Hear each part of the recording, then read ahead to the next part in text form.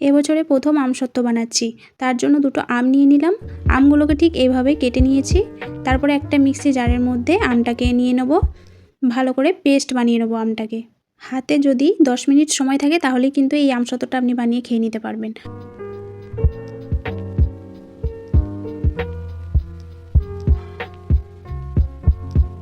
এই পেস্টটা আমি একটা জায়গার মধ্যে ঢেলে নিচ্ছি।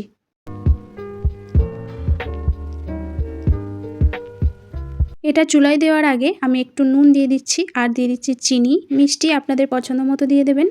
আর দিয়ে দিচ্ছি 2 চামচ কর্নফ্লাওয়ার। এই কর্নফ্লাওয়ার, চিনি আর নুনটাকে ভালো করে মিশিয়ে নেব আমের সাথে।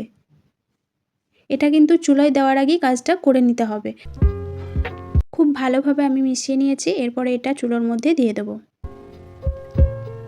বেশিক্ষণ রাখতে হবে না, 2 মিনিট এরকম নাড়াচাড়া করলেই কিন্তু হয়ে যাবে। রেডি হয়ে গেছে। এবার একটা থালার মধ্যে আমি অল্প একটু তেল দিয়ে ব্রাশ করে নিলাম। ভালো করে তেলটা লাগিয়ে নেওয়ার পরে এবারে আমি ব্যাটারটা ঢেলে দিচ্ছি। এবার একটা চামচের সাহায্যে আমি এইভাবে চাড়িয়ে নিচ্ছি। এইটা শোকাতে মাত্র 5 থেকে 7 মিনিট সময় লাগবে।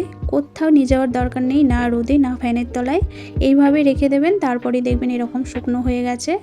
তার কারণ এটা কর্নফ্লাওয়ার দেওয়া আছে। কর্নফ্লাওয়ার দেওয়া থাকলে কোনো রকম রোদে দিতে হবে না, আর ফ্যানের তলাতেও নিয়ে যেতে হবে না। ঠিক 5-7 মিনিট পরই এরকম হয়ে যাবে। কতটা সুন্দর হয়েছে আপনারা দেখেই বুঝতে পারছেন, পুরো দোকানের মতো হয়েছে। এইভাবে বানিয়ে আপনি সারা মাস জুড়ে খেতে পারবেন। যদি ফ্রিজে রেখে খান তাহলে 6 মাস ধরে খেতে পারবেন। তাহলে আজকের মতো চলে যাচ্ছি, দেখা হবে নেক্সট ভিডিওতে। ভালো থাকবেন, সুস্থ থাকবেন, ধন্যবাদ।